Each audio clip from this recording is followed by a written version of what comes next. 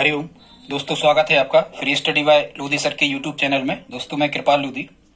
दोस्तों आज हम आपको लेकर के आए हैं गणित का बहुत ही इंपॉर्टेंट टॉपिक जिसका नाम है निर्देशांक ज्यामिति। इसको इंग्लिश में कहते हैं कोऑर्डिनेट ज्योमेट्री।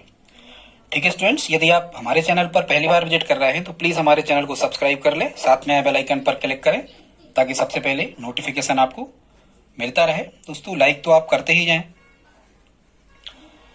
दोस्तों आप किसी भी प्रकार के कॉम्पिटिटिव एग्जाम की तैयारी यदि कर रहे हैं तो हम आपको YouTube के माध्यम से निःशुल्क तैयारी करवाते हैं। आप हमारी प्लेलिस्ट में जाकर के मैथ्स, रीजनिंग, जीके, साइंस, शिक्षक भर्ती परीक्षा से रिलेटिव वीडियो देख सकते हैं। उसमें हम पहले से ही अपलोड कर चुके हैं। और आप जिस किसी भी टॉपिक पर हमसे वीडियोस चाहते हैं प्लीज आप हमें किसी भी वीडियो में कमेंट बॉक्स में जरूर लिखें, हम उसको जल्दी से जल्दी लाने का प्रयास करेंगे। दोस्तों आज का टॉपिक बहुत ही इंपॉर्टेंट होने वाला है।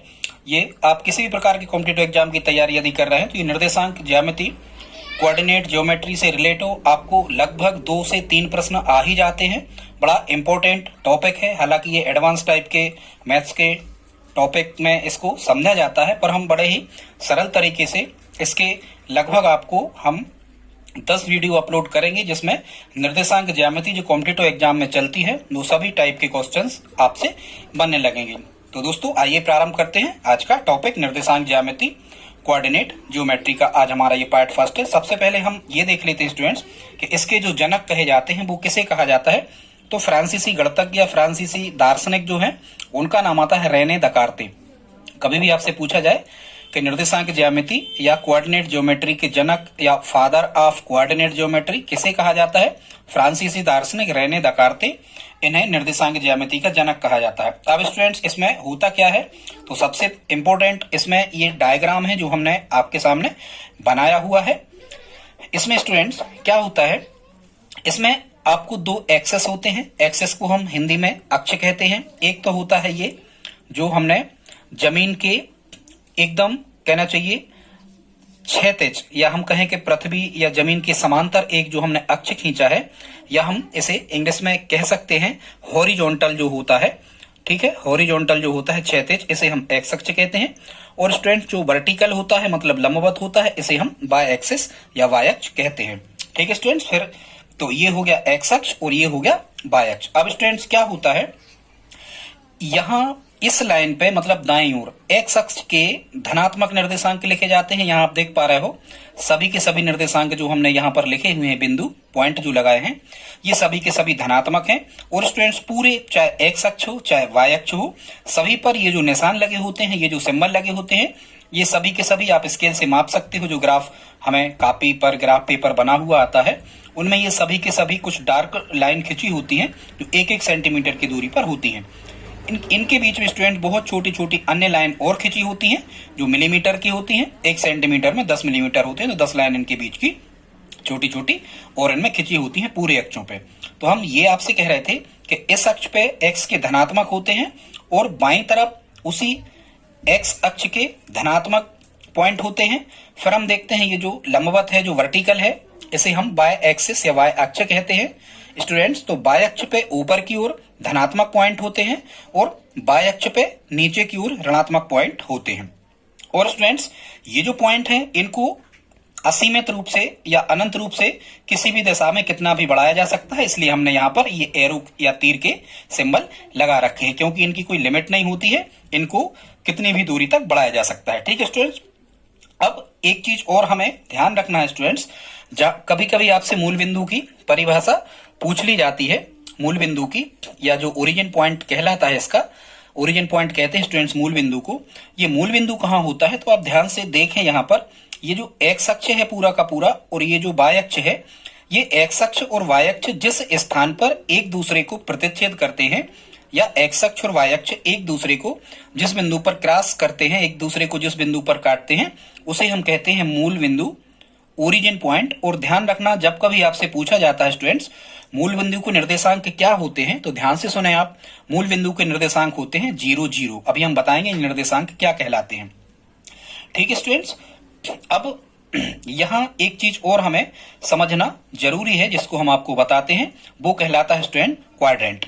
ठीक है। अब ये क्वाड्रेंट जो है स्टूडेंट्स, ये क्वाड्रेंट को हम क्या कहते हैं?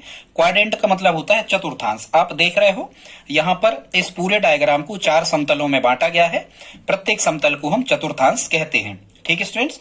अब एक चीज और हमें ध्यान रखना है कि जो चतुर्थांश का हम प्रारंभ करते हैं वो यहां से प्रारंभ किया जाता है स्टूडेंट्स। ये फर्स्ट चतुर्थांश होता है और फर्स्ट चतुर्थांश आपको यही मानना है।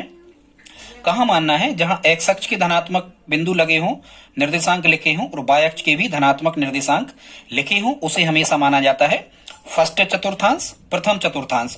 और ये जो क्वाड्रेंट होते हैं, जो चतुर्थांश होते हैं, ये आपको स्टूडेंट्स एंटी क्लॉकवाइज चलाना है। एंटी क्लॉकवाइज मतलब घड़ी की विपरीत दिशा में इनको चलाया जाता है। तो ये यहाँ पर फर्स्ट होगा और घड़ी देखो कैसी चलती है, घड़ी चलती है इस दिशा में ऐसे। लेकिन आपको चतुर्थांश यहाँ दाईं तरफ ऊपर की ओर फर्स्ट स्थान मान के और आपको एंटी क्लॉकवाइज मतलब घड़ी के विपरीत इनको चला लेना है, तो हमें प्राप्त हो जाते हैं। ये यहाँ पर दूसरा चतुर्थांश होता है, फिर यहाँ चल के आते हैं तो तीसरा चतुर्थांश होता है और यहाँ पर चौथा चतुर्थांश होता है। स्टूडेंट्स आप एक दो बार ये ग्राफ खींचकर चतुर्थांश की स्थिति आप फिक्स कर लें, नियत कर लें, इनको आप बदल नहीं सकते। स्टूडेंट्स ऐसा नहीं हो सकता कि फर्स्ट चतुर्थांश यहां से यहां आ जाए, ऐसा बिल्कुल नहीं होता। यहां फर्स्ट मानना है, यहां सेकंड मानना है, यहां थर्ड और यहां फोर्थ मानना है। दोस्तों यदि आपको समझ में आ रहा हो तो प्लीज इस वीडियो को लाइक जरूर करते चले। ठीक है स्टूडेंट, तो चतुर्थांश आप समझ गए। अब क्या है स्टूडेंट्स, यहाँ एक चीज और हमें बताना जरूरी है। कभी कभी आपको भुज और कोटि लिखना आता है। जैसे यहाँ पर हमने एक प्रश्न लिखा है, हमने लिख दिया, अच्छा ये जैसे मान के चलो लिखा है 3 और ऋण 4 स्टूडेंट, तो यहाँ आपको ये समझना है हमेशा पहले जो लिखा होता है ये एक्स अक्ष के पॉइंट बिंदु या पॉइंट होते हैं और बाद में जो लिखा होता है वो वाई अक्ष के पॉइंट या बिंदु होते हैं, चाहे ये धनात्मक हो चाहे ऋणात्मक हो। केवल 0 0 है, ये मूल बिंदु के निर्देशांक होते हैं ओरिजिन पॉइंट के। तो ध्यान देना, शुरू में x की वैल्यू लिखी होती है। अभी हम आगे कई प्रश्न और आपको करवाएंगे, इसमें आपको जानना जरूरी होगा। शुरू में स्टूडेंट्स x अक्ष के मान लिखे होते हैं और बाद में y अक्ष के मान लिखे होते हैं, ऐसा हमेशा। और जो इन दोनों के मानों को मिला के हम निर्देशांक कहते हैं। x अक्ष का निर्देशांक यहाँ 3 है, y अक्ष का निर्देशांक यहाँ ऋण 4 है, मैं चिन्ह के लिखे जाते हैं। कभी पूछा जाए कि x अक्ष का निर्देशांक तो अपन कहेंगे 3, y अक्ष का निर्देशांक ऋण 4, या वो कहेंगे x अक्ष का मान 3, y अक्ष का मान ऋण 4।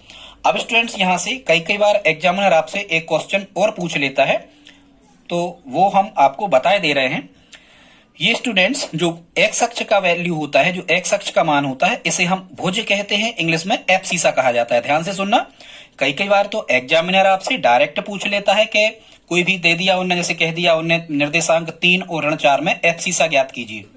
ठीक है, तो एब्सिसा मतलब होता है स्टूडेंट्स भुज, और भुज का मतलब होता है एक्स अक्ष का निर्देशांक। तो इसमें जो एक्स अक्ष का निर्देशांक जैसे यहां आपसे पूछा जाए, कह दिया जाए, इसमें भुज क्या होगा, ध्यान से सुनना। एक्स अक्ष का मान भुज कहलाता है और वाई अक्ष का मान कोटि कहलाता है। जब भी आप इसको पढ़ो तो भुज पहले कहना, कोटि बाद में कहना। ठीक है, या फिर ऐसे आप याद रखना कि ए इंग्लिश अल्फाबेट में पहले आता है और एब्सिसा मतलब क्या होता है, भुज। क्योंकि आप शीशा वगैरह फोड़ते हो, शीशा मतलब कांच वगैरह फोड़ते हो तो भुजाओं से ही फोड़ते हो, हाथों से शीशा फूटता है, ऐसा आप ध्यान रख सकते हो। एब्सिसा मतलब होता है भुज, मतलब एक्स निर्देशांक, और ऑर्डिनेट मतलब होता है कोटि, कोटि का मतलब होता है वाई निर्देशांक। आई होप आप समझ गए होंगे। अब स्टूडेंट्स इस प्रकार के प्रश्न आपसे पूछे जा सकते हैं। कैसे? जैसे हम कहें, उन्होंने दे दिया क्वेश्चन में, एग्जामिनर ने कह दिया कि 3 और ऋण 4 में भुज क्या है और कोटि क्या है।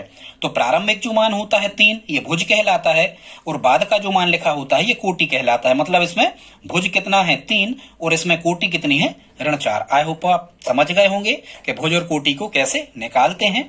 अब स्टूडेंट्स हमने कुछ टाइप के क्वेश्चंस लिए हैं, उनको हम देखते हैं कि इनको कैसे हल किया जाता है। टाइप फर्स्ट में हमने लिया है कि एक क्वेश्चन लिखा है, कह रहे हैं चतुर्थांश 4 मतलब चौथा चतुर्थांश, कह रहे हैं चतुर्थांश 4 में स्थित एक बिंदु है P और उसके ये एक्स वाई लिखे होते हैं, तो ये ऑर्डिनेट कहलाते हैं, मतलब ये निर्देशांक कहलाते हैं। चतुर्थांश 4 में स्थित बिंदु P है जिसके निर्देशांक एक्स वाई है, हमें समझ लेना है। तो कह रहे हैं इसके बारे में क्या सत्य है। अब सबसे पहले तो आप स्टूडेंट्स ये देखो कि चतुर्थांश 4 कहाँ है, तो आपको ग्राफ ये खींचना पड़ेगा और यहां आपको पता होना चाहिए कि चतुर्थांश 4 जो है वो यहां है। ठीक है स्टूडेंट्स, तो यहां चतुर्थांश 4 में आप ये देख रहे हो कि चतुर्थांश 4 कहां बनता है स्टूडेंट्स। चतुर्थांश 4 में एक्स अक्ष के होते हैं पॉजिटिव एक्स अक्ष के पॉजिटिव मतलब एक्स अक्ष के धनात्मक होते हैं। और देखो ये ऋण एक हमने इस तरफ लिखे, ये हम यहाँ भी लिख सकते थे ऋण एक ऋण दो इस टाइप से। तो चतुर्थांश 4 में बाय अक्ष के कैसे होते हैं, ऋणात्मक होते हैं। ठीक है, और लिखने में हमें सीक्वेंस क्या याद रखना है, पहले धन और बाद में ऋण। ये भी एग्जाम में पूछा जा सकता है कि किसी बिंदु के निर्देशांक जो है ये धन, पहला जो भुज है वो प्लस में है मतलब पॉजिटिव है, और जो कोटि है वो माइनस में है, तो वो पूछ सकते हैं कि वो कौन सा चतुर्थांश है, तो हम कहेंगे ये चौथा फोर्थ चतुर्थांश है। ठीक है स्टूडेंट्स, आई होप आप समझ गए होंगे इसको। तो स्टूडेंट्स इसमें क्या कह रहे हैं कि चतुर्थांश फोर्थ में जो है ये एक्स वाई है, तो आप ये बताओ कि x is greater than zero मतलब एक्स बड़ा है जीरो से, या y is greater than zero y बड़ा है जीरो से। तो ठीक है स्टूडेंट्स, तो यहां हम ये देख रहे हैं कि जो एक्स अक्ष की वैल्यूज है ये पूरी की पूरी पॉजिटिव है और चतुर्थांश 4 में, और जो वाई अक्ष की वैल्यूज है ये पूरी की पूरी नेगेटिव है। तो नेगेटिव का जो मान होता है स्टूडेंट्स, नेगेटिव का मान जीरो से कम होता है। इसका मतलब यदि x पॉजिटिव है तो आप खुद समझ रहे होंगे x के मान यदि धनात्मक है तो x बड़ा होगा y से, इसका मतलब x is greater than zero. A option सही होगा। आई होप आप समझ गए होंगे। दूसरा क्वेश्चन स्टूडेंट्स देखते हैं, इसमें कह रहे हैं, इसमें चतुर्थांश कोई भी हम मान ले रहे हैं, सेकंड मान ले रहे हैं स्टूडेंट्स। कह रहे हैं इसमें कि दूसरा चतुर्थांश है, चतुर्थांश द्वितीय में स्थित बिंदु पी एक्स वाई के लिए निम्न में से क्या सत्य है। ठीक इसी प्रकार का क्वेश्चन ये भी है। तो इसको आप कैसे करोगे, चतुर्थांश सेकंड, यहां आप आ जाओ। तो यहां आपको ये देखना है कि सब देखो x कैसा होता है, x कहलाता है शुरू का मान और y कहलाता है कब का मान, बाद का मान। ठीक है स्टूडेंट्स, तो यहां हम क्या देख रहे हैं चतुर्थांश 2 में कि x जो है ये ऋण लगा है ना, तो x नेगेटिव वैल्यू को दर्शा रहा है, मतलब x का मान ऋणात्मक है और y का मान कैसा है, धनात्मक। तो सीधी सी बात है, जिसका मान धनात्मक होगा वो वैल्यू बड़ी होगी, क्योंकि ऋण का मान तो शून्य से छोटा, मतलब y की वैल्यू यहां पर बड़ी होगी। तो यदि स्टूडेंट दूसरे चतुर्थांश की बात यदि की जाए तो y is greater than zero मतलब y बड़ा होगा किससे, जीरो से। आई होप आप ये समझ गए होंगे स्टूडेंट्स। अब हम आगे देखते हैं। तो आगे टाइप 2 इस प्रकार के प्रश्न भी आते हैं, मुख्यतः एसएससी, रेलवे या पुलिस भर्ती परीक्षाओं में ये पूछे ही जाते हैं। अब हम देखते हैं स्टूडेंट्स टाइप 2, और टाइप 2 में हमें ये पता लगाना है, ये हमें निर्देशांक दे दिए गए हैं, एक्स की वैल्यू वाई की वैल्यू। ठीक है, तो ये पता लगाना है कि ये किस चतुर्थांश में है, इनका क्वाड्रेंट हमें फाइंड करना है कि ये कौन से चतुर्थांश में है, उस चतुर्थांश का नाम हमें यहाँ पर लिखना है। ठीक है स्टूडेंट, तो आइए देखते हैं इनको कैसे हल करेंगे।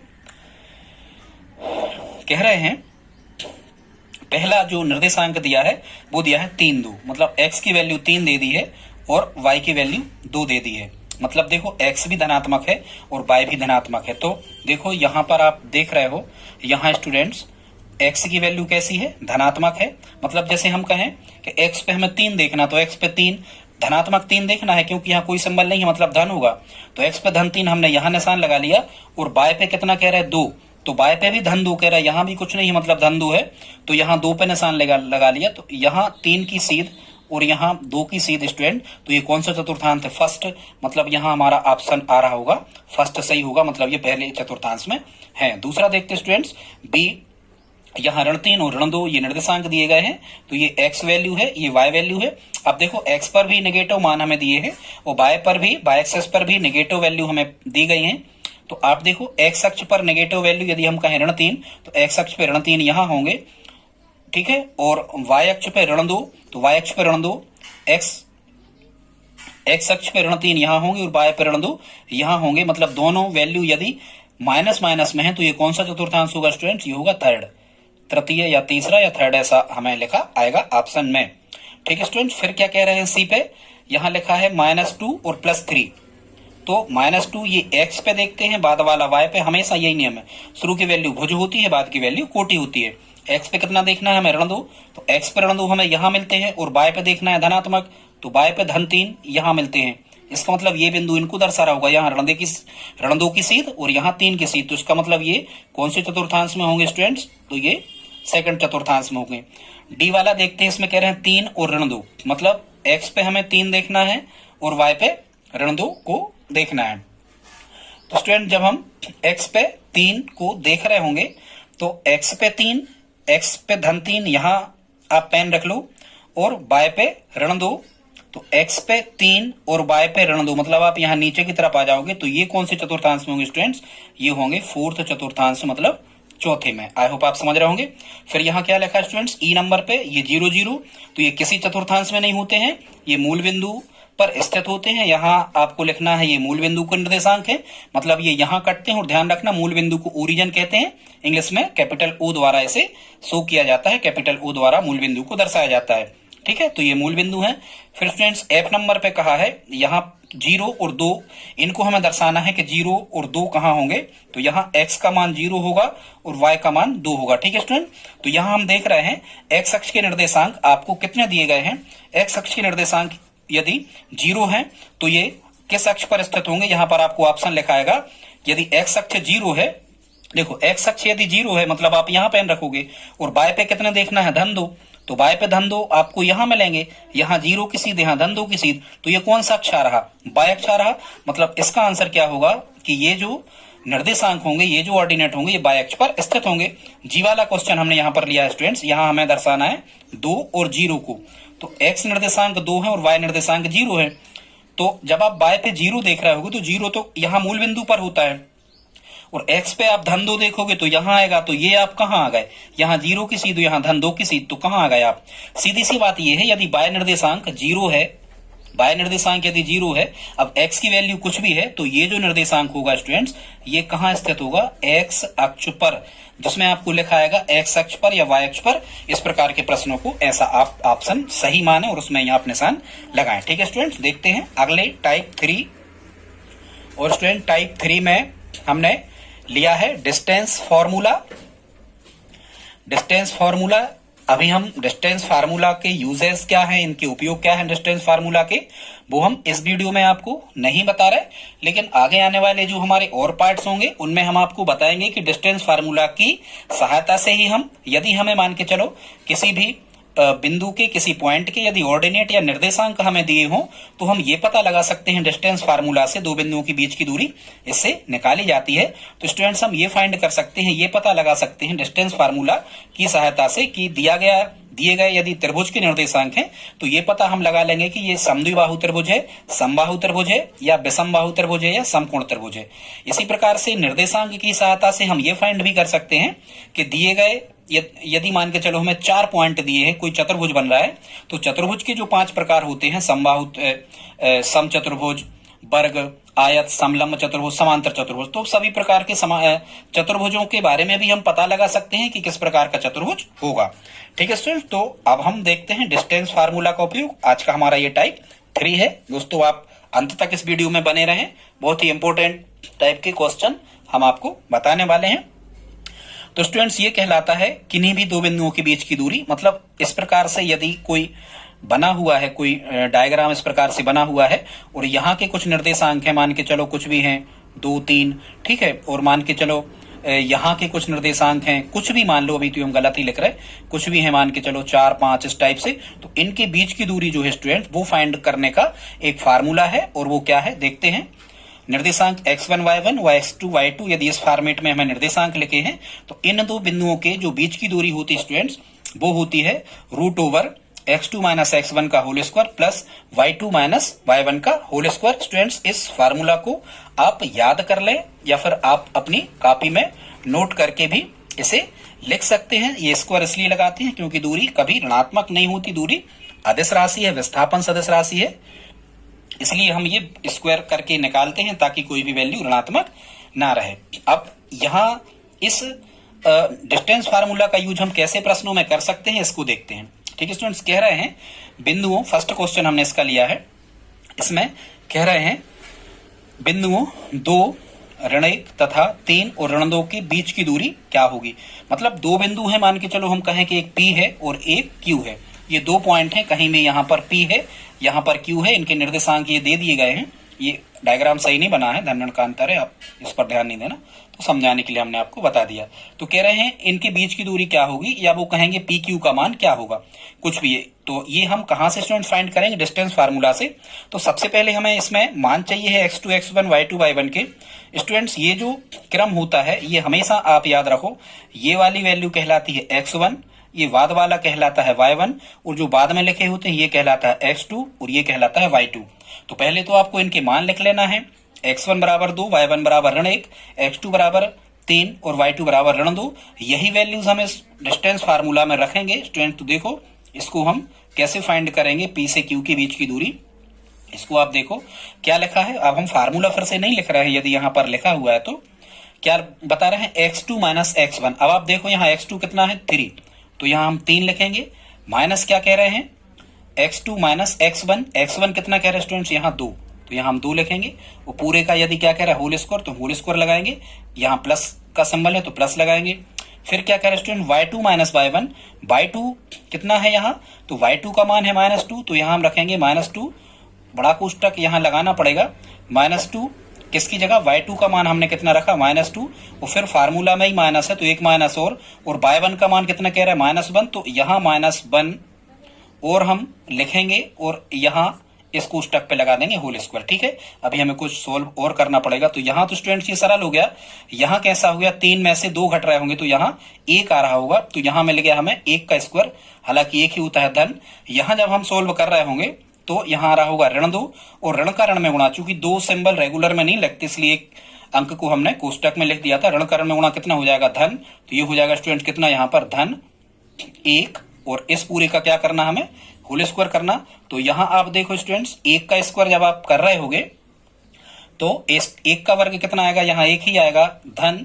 यहाँ असमान चिन्ह घटते हैं, ऋण 2 में से 1 घटेगा तो यहाँ कितना बचेगा, ऋण 1 बच रहा होगा। ये सब आपको पता होना चाहिए। तो यहाँ आप करोगे ऋण 1 का होल स्क्वायर, और जब आप यहाँ सिंप्लीफाई कर रहे होगे तो यहाँ हमें स्टूडेंट्स मिल रहा होगा 1 धन। जब आप ऋण 1 गुणा ऋण 1 2 बार करोगे तो ऋण का ऋण में गुणा धन, और 1 का स्क्वायर 1 ही होता है, तो यहाँ आ जाएगा 1 धन 1 रूट ओवर, मतलब ये आ जाएगा √2। तो √2 या √2 की वैल्यू जो होती है एक समझ लो, ठीक है, 4 1 4 जो भी, वो इसका आंसर आ जाएगा। ठीक है स्टूडेंट, तो आई होप आप समझ गए होंगे। यदि यहाँ मीटर सेंटीमीटर कुछ नहीं दिया है तो √2 हमारा ऑप्शन में आंसर दिया होगा। ये इस प्रकार से फाइंड की जाती है इनके बीच की दूरी। एक क्वेश्चन और हमने लिया है, दूरी कैसे देख लेते स्टूडेंट्स, ऋण 1 और 1 और 3 और 4 के बीच की दूरी फाइंड हमें यहाँ पर करना है। तो ये कहलाता है x1, ये कहलाता है y1, ये x2 और ये कहलाता है y2, ऐसे हमें लिख लेना है। और जब हम इन बिंदुओं के बीच की दूरी फाइंड कर रहे होंगे तो इनके हम मान रखेंगे। सबसे पहले फार्मूला में x2 माइनस x1 है। x2 कितना है यहाँ पर 3 ऋण x2 माइनस x1, x1 कितना है यहाँ पर ऋण 1, तो यहाँ ऋण 1 इस प्रकार से लिखेंगे। और होल स्क्वायर फार्मूला में है तो होल स्क्वायर लगाएंगे, बीच में धन है तो धन लगाएंगे। फिर क्या कह रहे हैं student, y2 minus y1, y2 कितना है यहाँ पर y2 4 है, y2 माइनस y1 कितना है 1 है, तो 4 ऋण 1 का यहाँ हम होल स्क्वायर करेंगे। बस अब हमें इसे क्या कर देना, केवल सिंप्लीफाई कर देना है। तो 3 ऋण का ऋण में पहले गुणा करेंगे, स्क्वायर बाद में हल करते हैं। तो ऋण का ऋण में गुणा कितना आ जाएगा स्टूडेंट्स, यहाँ पर आ जाएगा कितना धन 1। ठीक है, ऋण का ऋण में गुणा धन 1, और फिर यहाँ पूरे का क्या करना होल स्क्वायर धन। 4 में से 1 घटे कितने बचे 3, तो 3 का होल स्क्वायर। जब हम इसे सिंप्लीफाई कर रहे होंगे स्टूडेंट तो यह आ जाएगा 3 और 1 4 का होल स्क्वायर धन। यहाँ आ जाएगा स्टूडेंट्स कितने का, यहाँ आ जाएगा 3 का वर्ग, तो 3 का स्क्वायर जो होगा वो कितना होगा स्टूडेंट्स यहाँ पर 9। अब जब हम 4 के स्क्वायर को हल करेंगे तो 4 चौको 16 और यहाँ आ जाएगा 9, तो ये हमें मिल जाएगा √25 वर्गमूल में 25। 25 का वर्गमूल स्टूडेंट्स कितना होता, 25 का वर्गमूल 5 होता। तो इसका जो आंसर आ रहा होगा इन दोनों निर्देशांकों के बीच की दूरी वो कितनी आ रही होगी, 5 आ रही होगी। आई होप आप समझ गए होंगे कि कैसे इनको सॉल्व हमें करना है। ठीक है स्टूडेंट्स, अब हम इसी प्रकार के कुछ क्वेश्चंस को हमने और लिया है, देखते हैं उन प्रश्नों को। दोस्तों यदि यहां तक आपने हमारा वीडियो देखा है तो प्लीज इस वीडियो को आप लाइक जरूर करें। अब स्टूडेंट्स यहाँ हमने एक क्वेश्चन जो है वो आपको करने के लिए दिया है, कुछ हालांकि एडवांस टाइप का है, सबसे तो बनेगा नहीं, लेकिन आप हमें कमेंट बॉक्स में लिख के बताएं कि सर इसका आंसर कितना होगा। यहाँ कह रहे हैं, यहाँ जो हमने 2 बिंदु लिए हैं, बिंदुओं a+b और कामा a-b, मतलब ये x1 होगा, ये y1 होगा a ऋण b, हुआ a ऋण b और ऋण a ऋण b। ठीक है, ये x2 होगा, ये y2 होगा। इनके बीच की दूरी आपको फाइंड करना है, और a ऑप्शन ये लिखा है, b ऑप्शन ये लिखा है और c ऑप्शन ये लिखा है। आप केवल कमेंट बॉक्स में ऑप्शन a, b या c ही लिख के बताएं। बस स्टूडेंट्स हम एक क्वेश्चन और आपको बता रहे हैं जिसमें हम आपको ये बताएंगे कि डिस्टेंस फार्मूला का और यूज क्या है और हम इसका उपयोग कैसे कर सकते हैं। तो इसके लिए हमने एक क्वेश्चन और लिया है, बस आप हमारे साथ ज्यादा से ज्यादा 4-5 मिनट तक और बैठे दोस्तों। कह रहे हैं प्रश्न 4 में, यदि दो बिंदुओं, ये एक बिंदु P है, इसके निर्देशांक है 0 और ऋणात्मक, व Q जो बिंदु है इसके निर्देशांक है x व 0, ठीक है, ये 0 है, x या 0 हो, और कह रहे हैं इनके बीच की दूरी उन्होंने पहले से आपको दे रखी है। कह रहे हैं इनके बीच की दूरी जो है डिस्टेंस वो कितनी है, 17 है, तो x का मान क्या होगा। ठीक है स्टूडेंट, तो इसमें आपको क्या करना है, सबसे पहले तो आपको ये पता होना चाहिए कि x1 x2 ये सब क्या होते हैं। तो स्टूडेंट सबसे पहले हम x1 क्या कहलाता है, यहाँ x1 का मान रखा, कितना मिल गया 0। फिर यहाँ हम y1 का मान लिखते हैं, ये ध्यान से सुनो, ये x1 y1 हमेशा इसी फॉर्मेट में लिखे होते हैं, भुज फिर कोटि, भुज फिर कोटि, कहीं भी लिखे आ जाए, शुरू का x बाद का y।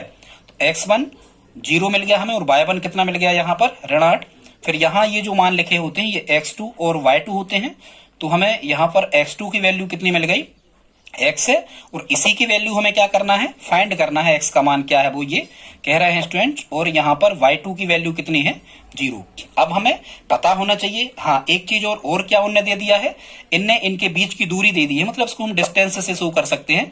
तो बीच की डिस्टेंस कितनी दे दी है 17, इसका मान नहीं लिखा है कि मीटर सेंटीमीटर, तो हम भी उसे नहीं लिखेंगे, जनरली ये सेंटीमीटर में ही मापे जाते हैं, क्योंकि अक्षों के बीच की दूरी सेंटीमीटर में ही दी होती है। ठीक है, तो सबसे पहले तो हम दो बिंदुओं के बीच की दूरी का डिस्टेंस फार्मूला लगाएंगे स्टूडेंट्स, ये हमें पता होना चाहिए, आप इसे 3-4 बार लिखें, याद हो जाएगा। ये होता है x2 माइनस x1 का होल स्क्वायर, प्लस होता है y2 माइनस y1 का होल स्क्वायर रूट ओवर में पूरा। ठीक है, तो डिस्टेंस का मान कितना दिया 17, तो यहाँ हम वैल्यू पुट कर रहे हैं, मान रख रहे हैं यहाँ 17, और फिर क्या कह रहे थे, फिर कह रहे हैं स्टूडेंट्स वो x2 माइनस x1, तो x2 कितना है, कैपिटल X है ये देखो, माइनस x1 कितना है, तो x1 0 है, और यहाँ होल स्क्वायर लगा देंगे, लगा है तो धन y2 माइनस y1, तो y2 कितना है यहाँ 0, माइनस y1 कितना है, y1 जो है स्टूडेंट्स वो खुद अपने आप में ऋण 8 है। तो ये चिन्हों का बड़ा महत्व है, चिन्हों पर आप ध्यान देना, इसमें हम y1 की जगह पर कितना रखेंगे -8 और पूरे का। ठीक है, यहाँ आप चाहो तो बड़ा कोष्टक लग जाएगा यहाँ, क्योंकि बीच में छोटा लगा दिया हमने।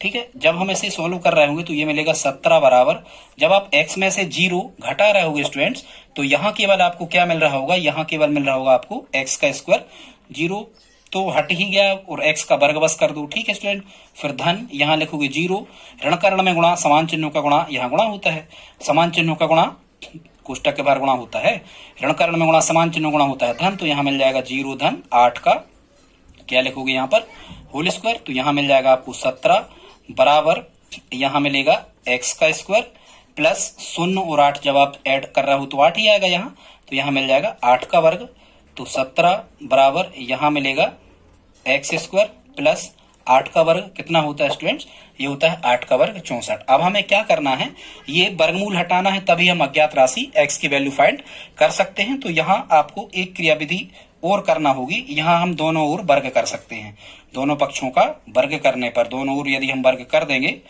दोनों पक्षों का वर्ग करने पर यदि दोनों ओर हम वर्ग कर देंगे स्टूडेंट्स, तो यहाँ क्या होगा, यहाँ हम लिख सकते हैं अब कितना, इसको लिख सकते हैं हम 17 का वर्ग बराबर, यहाँ हम लिखेंगे x स्क्वायर प्लस 64 64, और यहाँ पूरे का वर्ग 17 का वर्ग, 17 गुणा 17 जब आप करोगे तो ये 289 आएगा, और यहाँ स्टूडेंट्स वर्गमूल का मतलब 1/2 की घात होती है, 2 से 2 कट जाएंगे, ये आप तो हमेशा ध्यान रखो, यदि पूरे पर वर्गमूल लगा है और होल स्क्वायर लगा है तो वर्ग से वर्गमूल ये कैंसिल आउट हो जाता, कट जाता, केवल यहाँ पर कितना बचा x स्क्वायर प्लस 64 बचा।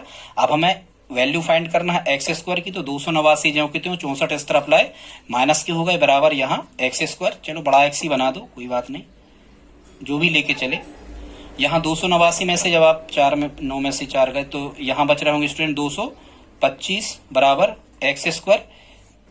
इसके बाद से यहाँ देखें, या आप कह रहे होगे कि x स्क्वायर बराबर 225, यहाँ वर्ग हटेगा, x से वर्ग हटेगा तो यहाँ लगेगा वर्गमूल, और इसका जो मान होगा 225 का जो वर्गमूल होगा स्टूडेंट्स ये कितना होता है 15 होता है, तो यही हमारा आंसर आ रहा होगा, कितना आ रहा होगा 15। ठीक है, दूरी धनात्मक होती है तो ये धन में ही रहेगा, ऑप्शन से तय हो जाएगा। तो स्टूडेंट्स, आज का वीडियो अच्छा लगा हो तो प्लीज आप कमेंट करके जरूर बताएं, और आप हमसे किस टॉपिक की वीडियो चाहते हैं वो भी हम आपको ला देंगे। आप कमेंट बॉक्स में जरूर लिखें दोस्तों। यदि आप हमारी हेल्प करना चाहें, कर ही दें आप हेल्प स्टूडेंट्स, इसमें कुछ नहीं लगता आपका। तो आप इस वीडियो को अपने दोस्तों के साथ, परिवार के और रिश्तेदारों के साथ, स्टडी ग्रुप जिनसे आप जुड़े हुए हैं, इस पर आप शेयर जरूर करें। मिलते हैं अगली वीडियो में, तब तक के लिए जय हिंद, जय भारत।